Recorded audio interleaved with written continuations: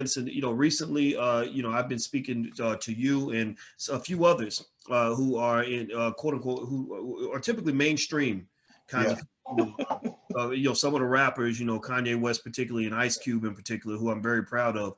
And they've taken a strong interest in Powernomics. And what really excites me is that they have these great big platforms. And I saw that Ice Cube did a great video. I don't know if you saw it. I got maybe I can find it and share it with you. But he basically was saying that Black people should make sure you get something for your vote. And so he went on his Instagram page and he basically said something very simple that said, look, you should get something for your vote. Support Black businesses, whatever it is they're going to do, you should get something for your vote. And I read the comments underneath his video, and a lot of the comments were really nasty, really negative. There people were really offended by the idea of Black people, particularly Black men. I think it shouldn't go without being noticed that Black men are a big part of this charge. There are people that are offended by the idea of Black men claiming control of their communities, Black men claiming leadership, Black men saying, no, we're not going to go along with okie doke. Can you kind of speak to some of that in terms of that negative response that we're going to get, and just how we should just move forward through that?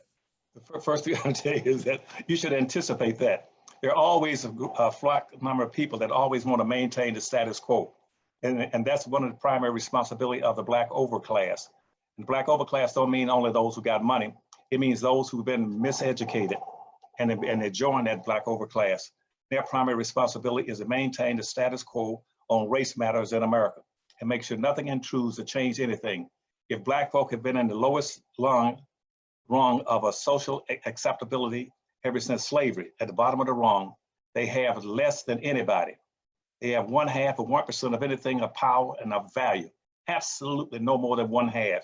And that's after 460 years, they're still stuck on 1/2 of 1% of anything of value. And that means that white people right now, they still hold pretty much the wealth that they had back during slavery. Back during slavery, the primary purpose of slavery was to systematically maldistribute 100%, Dr. Watkins, of everything of value in this country. And that is the basis of racism. Racism never existed until that maldistribution had occurred. We never had racism on the earth until after 1859. You never had racism. You had tribalism. You had religiousism. You had nationalism. You had all kind of issues between tribes and stuff. But you never had racism.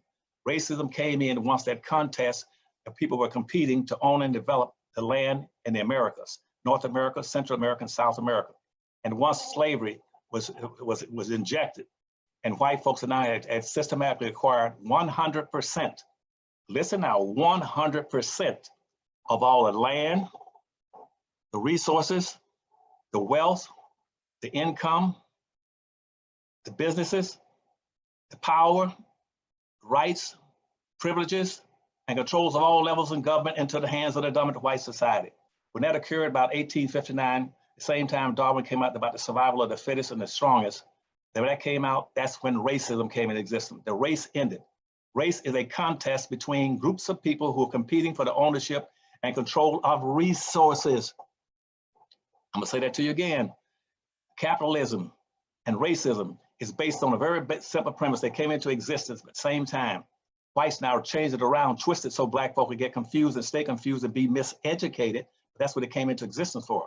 The race ended in 1859. When the race ended, that means that time white folk were like 20-foot giants and Blacks were like 1-foot midgets, because everything was in the hands of the dominant white society. Blacks owned and controlled nothing. They had no rights, no privileges. They were classified as property, just like land was property, and whites could own them. They were not classified as citizens. They had no rights, and everything had been maldistributed into the hands of the whites.